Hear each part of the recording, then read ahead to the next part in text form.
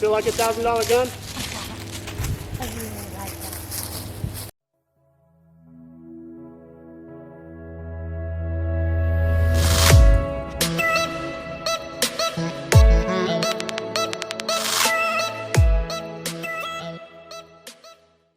So, I'm going to show you how I break in a brand new firearm. So, let me go ahead and get my stuff, guys. I'll jump right back in here and we'll get right into it. Bam! How does Mike, because everybody's a little bit different, but how do I break in a brand new firearm? Some people are, and this is kind of a joke I've told a few times now, so hopefully the passion still comes through, but some people treat their firearms dirty. And what I mean by that is, and maybe I'll find a fancy video to just kind of pop up right here and explain what I'm talking about, but Ladies and gentlemen, I have returned. Help!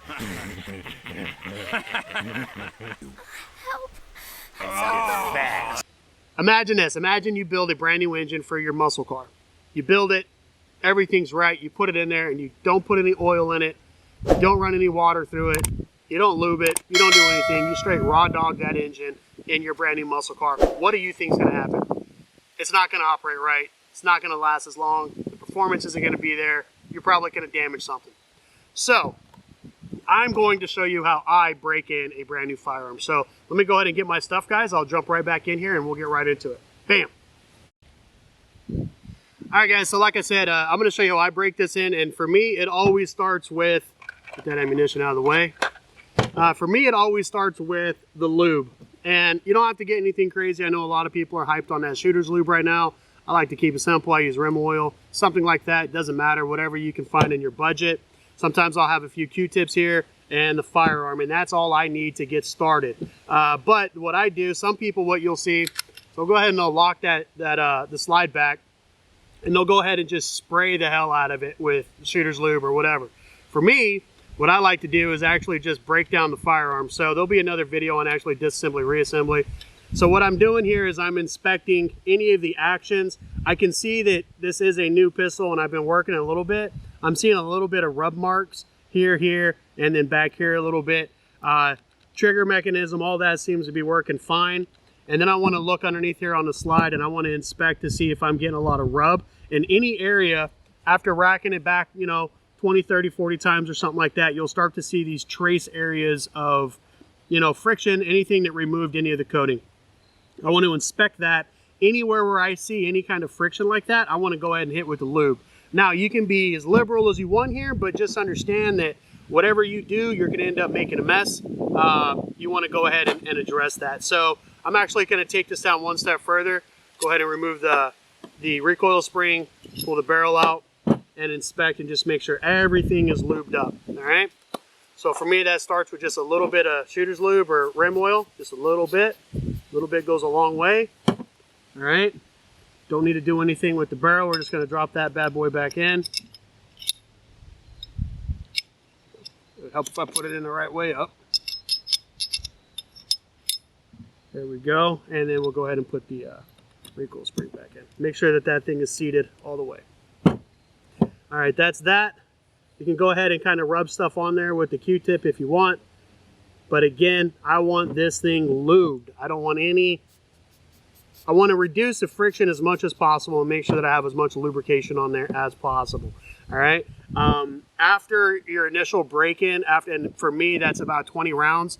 After I file about 20 rounds to it, I want to go back through and inspect to see if I see any metal shavings or anything like that where I'm getting a lot of friction in this firearm. All right, because friction is what we don't want. Okay. So now that the slide is addressed right there, I want to go ahead and address the frame. Again, trigger seems to be working fine. I don't see any issues there. I know that there is a lot of moving parts right here, especially along the guides. So I want to go ahead and lube that up. Again, you can, more is more and less is more, depending on your philosophy here. For me, I like to put just as much as I need. I don't want to get it all over the frame. I do conceal carry, and I plan on conceal carrying this firearm. I don't want this goop all over me or my clothes, so I'm going to be as careful with it as I can and just put it in the areas where I know I need it. Again, I'm going to inspect any area for any kind of damage, frictional damage. It'll remove the coating. So I'm going to be inspecting that. I want to make sure that that's lubed up. Again, work the trigger a bit here, make sure that everything looks good there. And yep, any area where I've seen any kind of rubbage, I want to make sure, and that is a scientific word, rubbage. All right, anywhere where I see rubbage right there, I want to make sure I've got that coated. So now that the firearm is coated, all the areas where I've seen rubbage is coated. I want to go ahead and put this back together. All right, so putting it together is easy as taking it apart. Just want to line it up on the guides here, walk it to the rear, lock the slide back, go ahead and move the pin, and then release the slide. I'm already noticing right now that recoil spring is heavy. That is tight. It is. It takes work to pull that back. I'm also noticing that the slide release here is tight. That is tight. So that's going to need some addressing at some point, but not for today. Today what I want to do is I just want to break in the firearm. So now that I've got it lubed up, and again, we'll come back to the lube, it's time to actually fire this thing. So I'm going to go ahead and I'm going to load up. This is just some basic range ammunition, nothing fancy. 115 grain FMJ, aluminum case, training ammunition. So nothing too expensive, nothing too crazy, but it is pretty consistent ammunition. And that's what you want here. You don't want inconsistent ammunition. So what I'll do is I'll go ahead and I'll load this up with all 8 rounds. All right, so we've got 8 rounds in here. I'm going to go ahead and drop one down in the chamber. And again, that slide release is tight. And then we'll go ahead and install the magazine, make sure that the safety's on. And I'm going to go ahead and get my ear cans on, make sure I've got my iPro, and we're going to go shoot the still target here. So stay with me. We'll be right back. All right, guys, I went ahead and I got my iPro on, my EarPro on. Again, we got these funny Winchesters, but trust me, I've got some really nice stuff. In fact, our member services coordinator over there just jacked them from me because she wants to try them out before I do the review on them. But anyhow, here we are at the range. You'll see the other target pop up here. We are shooting still today. I'm not necessarily worried about getting super accurate with my shots right now. I mean, I know how to shoot the handgun. It's not going to be too far off unless the sights got whacked somehow. But I'm shooting from 10 yards away. I'm shooting a still target. I have 8 rounds in the magazine, 1 round in the chamber, and I have an additional 7-round magazine already loaded up over here, right? So breaking in the firearm, that's all I'm trying to do. I'm not looking for speed. I'm not looking to learn the trigger. I want to break in the firearm. I want to get all of the action working as smooth as possible. So we're going to go through that live. Like I said, I'm going to shoot all 9 here. The slide will get racked to the rear position and locked when the magazine is empty. I'll go ahead and insert the second magazine, and we'll fire the other series of 7 rounds. So, yeah, let's get right into it. Bam!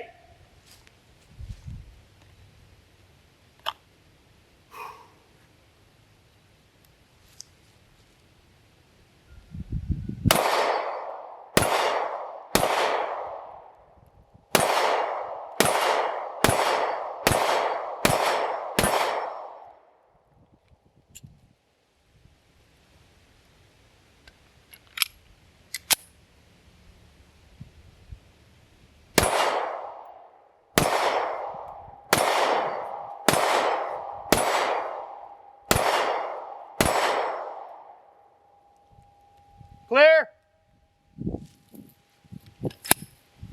All right, what did I notice? Well, I might as well go ahead and give you my first impressions right off the bat, right? One thing I noticed right away is if I maintained a high and tight grip on this firearm, and with the 8-round magazine, I felt very good. But looking at the 7-round magazine, my pinky wants to walk, all right?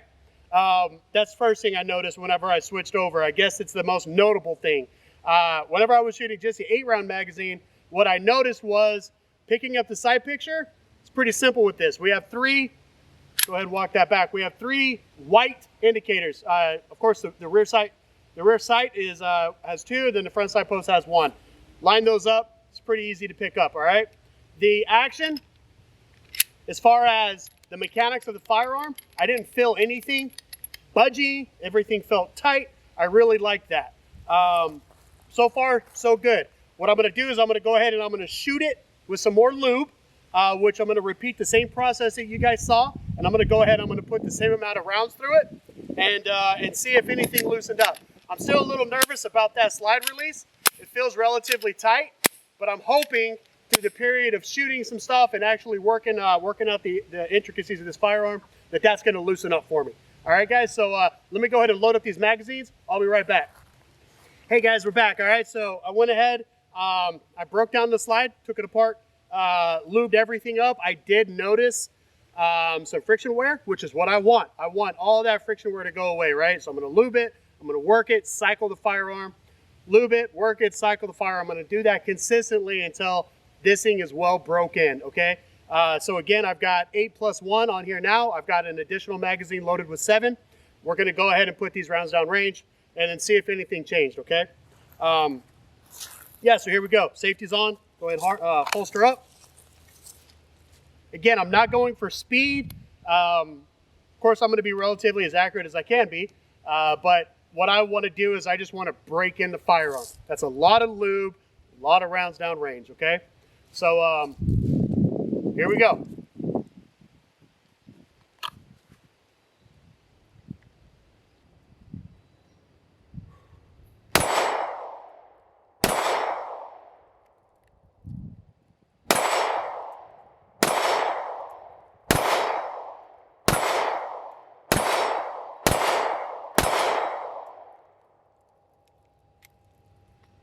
Magazine's a little sticky.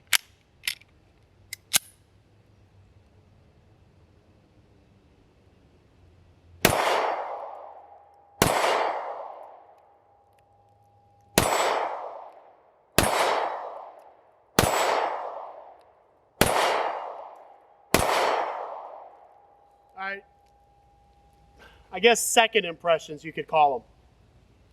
For one, a magazine, when I went to do the mag release, was a little sticky. Didn't want to drop out. That could have something to do with the knurling and its friction against my pinky there. But the thing, because of course I'm trying to learn this firearm, right? What I noticed was the trigger. When the trigger was squeezed all the way, and I went to mechanically reset the trigger by slowly releasing it, waiting for that click, it was very hard to pick up. So you'll probably see it there in the camera. There were 2 times where I thought I had the trigger reset enough and it just wasn't reset. What that tells me is there's a lot of trigger on this firearm, a lot of travel. Basically at this point, ladies and gentlemen, what I'm going to do is wash, rinse, repeat. I'm going to do that a couple times until I get up to 100 rounds of ammunition. But you don't got to stick around and see that. So essentially, I'm going to take some pictures of the internal workings of this firearm, and I'm going to look for any of those friction hot spots. I'm going to take pictures of those and indicate them for you. So when you buy a new firearm, you can work through these same processes and make sure that you are doing the best you can to keep the firearm and get the firearm broken in as best as it can be. So with that, ladies and gentlemen, we're going to go ahead and get out of here, get this thing broken in all the way. But until next time, train, defend, prevail. We're out.